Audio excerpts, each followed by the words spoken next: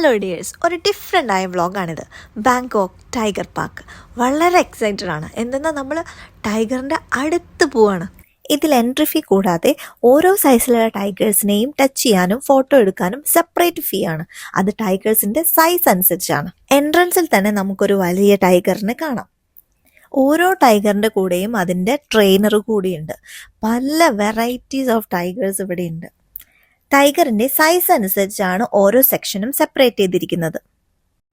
New born ടൈഗേഴ്സിൻ്റെ കൂടെ മാത്രമേ കിഡ്സിന് allowed ഉള്ളൂ. കൂടാതെ പാരൻസ് കൂടെ പോവുകയും വേണം. ഞാനും മോനുമാണ് ന്യൂ ബോണിൻ്റെ അടുത്ത് പോയത്. 1 month മാത്രമുള്ള ഒരു കബ്ബായിരുന്നു അത്. ഹാൻഡ് വാഷ് ചെയ്ത് ഷൂ ഔട്ട്സൈഡ് വെച്ചിട്ട് മാത്രമേ ഉള്ളിലോട്ട് അലൗഡ് ഉള്ളൂ. എത്ര ന്യൂ ബോൺ ആണെന്ന് പറഞ്ഞാലും ശരിക്കും പേടിയാവും. എത്ര ആയാലും ടൈഗർ ആണല്ലോ. മോന് പക്ഷെ പേടിയൊന്നും ഉണ്ടായില്ല. അവൻ അതിൻ്റെ കൂടെ ഒരു പൂച്ചക്കുഞ്ഞിനോട് കളിക്കുന്ന പോലെ കളിക്കുകയായിരുന്നു. അവിടെ ഒരു ട്രെയിനറും പിന്നെ നമുക്ക് മാത്രമായ ഒരു ഫോട്ടോഗ്രാഫറും ഉണ്ടാവും. നമുക്ക് ഇഷ്ടമുള്ള പോസിലൊക്കെ അവിടെ ഫോട്ടോസ് എടുത്തു തരും. ഈ ഒരു കോമ്പൗണ്ടിൽ കയറുമ്പോൾ തന്നെ ട്രെയിനേഴ്സ് നമുക്ക് ഇൻസ്ട്രക്ഷൻസ് തന്നിരുന്നു. ഇതിനുള്ളിൽ നമ്മൾ റൺ ചെയ്യാൻ പാടില്ല, അതുപോലെ ലൗഡ് വോയിസ് ഒന്നും ഉണ്ടാക്കാൻ പാടില്ല.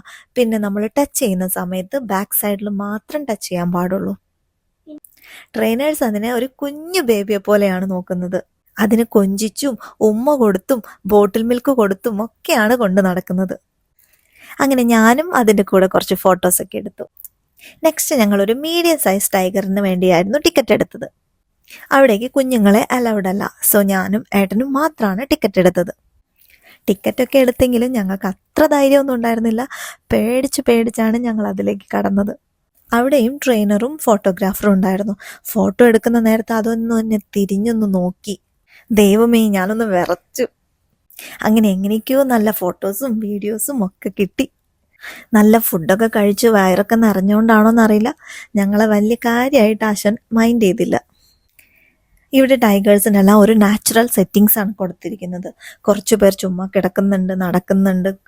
ഇതൊരു മെമ്മറബിൾ എക്സ്പീരിയൻസ് തന്നെയായിരുന്നു. ഇതിവിടെ വന്നാൽ മസ്റ്റ് വിസിറ്റ് പ്ലേസ് തന്നെയാണ്. അവിടെ നിന്ന് ഞങ്ങൾ പോയത് എലിഫന്റ് ഷോ കാണാനാണ്. എലിഫന്റ് ഷോ കാണുന്നതിന് വേണ്ടി പോകുന്ന വഴിയിലുള്ള കാഴ്ചകളാണ് ഈ കാണുന്നതെല്ലാം. എലിഫന്റ് ഷോ സ്റ്റാർട്ട് ചെയ്യുന്നത് വരെ ചുമ്മാ ഞങ്ങൾ ഇവിടെയൊക്കെ ഇങ്ങനെ നടന്നു.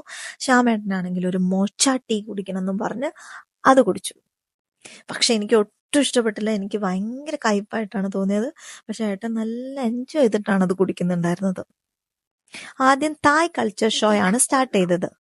തായ് ട്രഡീഷണൽ ഡാൻസ്, മാർഷൽ ആർട്സ്, ഇതിന്റെ എല്ലാം ഒരു ഷോ ആയിരുന്നു അത്. കൂടാതെ ഹിന്ദി, അറബിക്, ഇംഗ്ലീഷ് സോങ്സിനൊക്കെ ഡാൻസ് ചെയ്യുന്നുണ്ടായിരുന്നു. അവരുടെ വാറിന്റെ സമയത്തെല്ലാം എലിഫന്റ്സിനുണ്ടായിരുന്ന ഇമ്പോർട്ടൻസും ഈ ഒരു ഷോയിലൂടെ അവർ കാണിച്ചിരുന്നു. തായ്ലൻഡ് എന്നാൽ വെള്ളാനകളുടെ നാട് എന്നാണല്ലോ നമ്മൾ പഠിച്ചിട്ടുള്ളത്.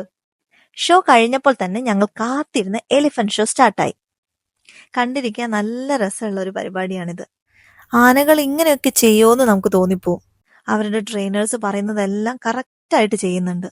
ആരോ എറിഞ്ഞ് ബലൂൺ പൊട്ടിക്കുന്നുണ്ട്, നല്ല ഭംഗിയായിട്ട് പടം വരയ്ക്കുന്നുണ്ട്. ഞങ്ങളുടെ കൂടെ ഒരു ചെറിയ ആനപ്രേമിയുണ്ട്. ചെറുതല്ല, ഒരു വലിയ ആനപ്രേമി. ദേ ഈ ഒരാളാണത്. ഈ ആൾക്ക് വേണ്ടിയിട്ടാണ് ഞങ്ങൾ മെയിനായിട്ട് ഈ എലിഫന്റ് ഷോ കാണാൻ വന്നത്. അങ്ങനെ എലിഫന്റ് ഷോ കഴിഞ്ഞ് പുറത്തിറങ്ങിയപ്പോൾ ഒരു അടിപൊളി ഡാൻസ് ഉണ്ടായിരുന്നു. ഈ ഒരു കോമ്പൗണ്ടിനുള്ളിൽ തന്നെയുള്ള മറ്റൊരു ടൂറിസ്റ്റ് പ്ലേസ് ആണ് നെക്സ്റ്റ്, നൂങ് നോച്ച് വില്ലേജ്. ഈ ഒരു വില്ലേജ് നമുക്കങ്ങനെ നടന്ന് കണ്ടു തീർക്കാനൊന്നും പറ്റില്ല. അത്ര ഏരിയയിലാണ് ഇത് സെറ്റ് ചെയ്തിട്ടുള്ളത്. ഇതൊരു വില്ലേജ് സഫാരി ആയിരുന്നു. കയറിയപ്പോൾ ഞങ്ങൾ ഇത്രയൊന്നും എക്സ്പെക്ട് ചെയ്തിട്ടുണ്ടായിരുന്നില്ല. അടിപൊളി വ്യൂ ആയിരുന്നു. പോകുന്ന വഴിയിലെല്ലാം ആനിമൽസിന്റെ സ്റ്റാച്യൂസ്, അതുപോലെ തന്നെ different varieties of garden nurseries. നമുക്ക് ഈ ഒരു സഫാരിയിൽ പോകുമ്പോൾ റൈറ്റിലോട്ട് നോക്കണോ ലെഫ്റ്റിലോട്ട് നോക്കണോ എന്ന് കൺഫ്യൂഷൻ ആവും. കാരണം 2 സൈഡും ഡിഫറെന്റ് ആയിട്ടാണ് അവർ സെറ്റ് ചെയ്തിട്ടുള്ളത്. അതുപോലെ ഒരു സെക്ഷൻ കംപ്ലീറ്റ് കാർ മ്യൂസിയം ആയിട്ടാണ് അവർ സെറ്റ് ചെയ്തിട്ടുള്ളത്. വേറൊരു സെക്ഷൻ കംപ്ലീറ്റ് ആയിട്ടും ഡൈനോസർ വേൾഡ് ആണ്. ഇതൊക്കെ കാണുമ്പോൾ നമുക്ക് മനസ്സിലാവും ടൂറിസത്തിന് അവർ എത്രത്തോളം ഇമ്പോർട്ടൻസ് ആണ് കൊടുത്തിട്ടുള്ളത് എന്ന്. അത്രയും ഭംഗിയിലും വൃത്തിയിലുമാണ് ഇതെല്ലാം മെയിൻറ്റെയിൻ ചെയ്തിട്ടുള്ളത്. ഇത്രയും വലിയ കാക്ടസ് ഒക്കെ ഞാൻ ആദ്യമായിട്ടാണ് കാണുന്നത്. ഒരു ദിവസം കംപ്ലീറ്റ് കിട്ടിയാലും ഇത് മുഴുവൻ കണ്ടു തീർക്കാൻ പറ്റുമെന്ന് സംശയമാണ്. ഡൈനോസേഴ്സിന്റെ എല്ലാം ബിഗ് സ്റ്റാച്യൂസ് ആണ് ഇവിടെ ഉള്ളത്. ഇത്രയും വലിയ ഡൈനോസേഴ്സിനെല്ലാം കാണുമ്പോൾ നമുക്ക് ആ ഫിലിമാണ് ഓർമ്മ വന്നത്, ജുറാസിക് പാർക്ക്.